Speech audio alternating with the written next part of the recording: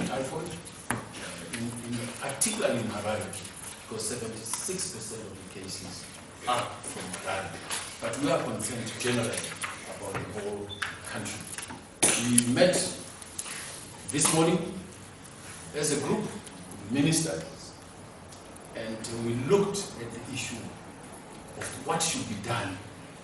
There's no doubt that we will not win the war against typhoid if certain conditions persist in the country, particularly the issues of safe water availability, the issues of waste disposal. Those are critical to us. Sewage, the issue of littering in the issue of hawkers and vendors in the streets, illegal and legal. Those things have become so important. To see mangoes spread on the roads and people buying from there, sometimes not washing them, roasting of maize along the streets, roasting of meat, all types of vegetables, sometimes fish, sometimes meat. And this is a recipe for disaster, not only for typhoid, but for all diarrheal diseases. And our biggest fear is cholera. We can manage more or less with typhoid, but cholera will just be a nightmare for us. So we are saying this issue of typhoid is not a health issue alone. It needs an inter-ministerial approach. That is why my colleague is here. That is why the city of Harare is fully here for us to be able to address this issue together. So what we came up, and we looked at things like food vending, we looked at the issues of sewers. The sewers, how can they be, they're bursting all over, here and there. How can that be managed? We looked at the issue of dump sites. What can be done about that? We looked at the issues of educating and advocacy to the public, to the community. We looked at the issue of designated sites for vending. And we finally looked at the resources required and the willpower required to do that task. So I am summarizing this on behalf of our colleagues in terms of the actual statement, which I'm going to read so that we can all absorb it. The first issue is that the inter-ministerial committee to address typhoid in Harare and nationally was held today on the 4th of January, where the ministers present included the Minister of Health, the Minister of Local Government, Public Works and National Housing, Honorable Kasukwere, Minister of Small to Medium Enterprises, represented by me and my permanent secretary, where is she? She was here, my permanent secretary in the SMEs, the Minister of Environment, Water and Climate, represented also by my minister here, but also there was the permanent secretary from that appropriate ministry. The first issue we looked at was vending of food in the streets. It was agreed to prohibit and stop the vending of food, whether it is processed or unprocessed, in undesignated areas. And these foods include vegetables, fruits, including mangoes, mazhanje, tomatoes, spaghetti, and other foods that are cooked, including meat, cooked or cooked fish, sadza in the city of Harare. We've seen sadza wheelbarrow, and other cities in Harare to control the spread of typhoid and other diarrheal diseases.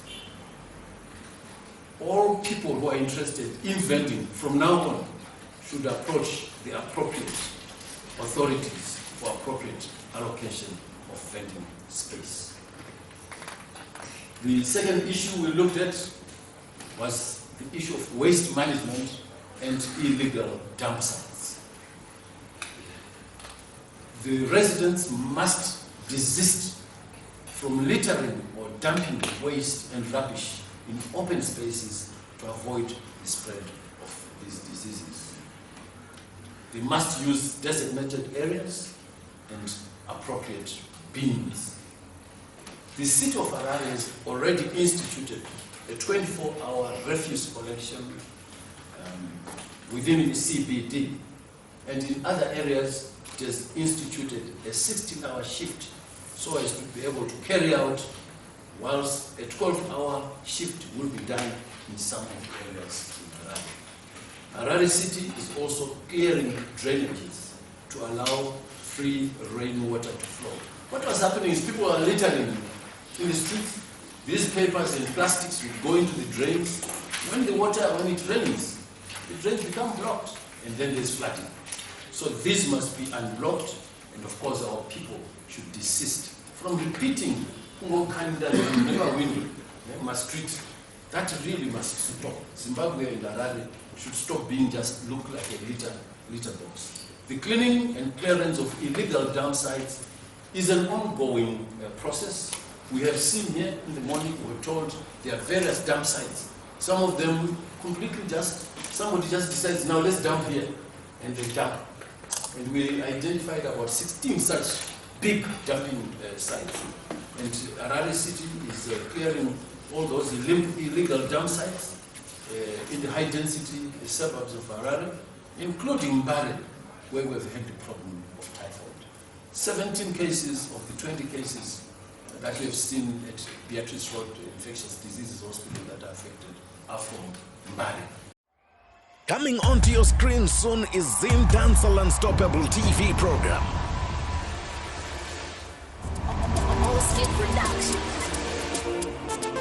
Mango Mangaje, Nyatsoche Kama settings, it's blast after blast. Subscribe now and never miss the hilarious interviews Zim Digital TV Online is lined up for you. Welcome 2017, Zim Dancehall Unstoppable. If you are a Zim Dancehall artist or producer, get in touch with us for an interview. Viewers, remember, this program is free to share. Welcome 2017, Zim Dancehall Unstoppable. Plans are in place to complete clearance of Mbare dump sites by Friday, the 6th of January 2017. The government is therefore appealing to the community, and we want to include the churches, the big churches, including the 4 churches. Tunaona machechi mahombeana magaya, tunaona machechi madiki, mapostori anenge akamira mastreet. Vese ivava vatiri know these churches and the corporate world and other all well-wishers, including the media, to participate in refuse removal. Systematically, how do we do? Let's just clean this country. Let's clean it. Otherwise, we will not win. The third issue we looked at was the sewer systems and blockages. All blocked sewer pipes and spillages will be attended to as a matter of urgency in the shortest possible time and within half a day when detected or reported to city authorities. This is pertaining particularly to Harare. The city of Harare is attending to all sewer blockages in other suburbs where typhoid has been reported. And we are hoping that they will not just wait where typhoid has been reported, they should go out and really cover all other suburbs so that we don't wait for anything we should really be proactive. In Mbare, deblocking of sewage blockages has already been done and the process is still ongoing. We looked at the issue of health education, promotion and advocacy. We agreed as ministers on a comprehensive health education promotion to all communities to promote community participation in stopping the spread of typhoid, cholera, and other diarrheal diseases. We are aware that if the communities are aware, and in some places they've put up community health clubs, so that each particular community has these health clubs that lead in this education and promotion of awareness. The promotion of community participation through health clubs is key, and we have found that that works in promoting safe health communities and prevention of diseases.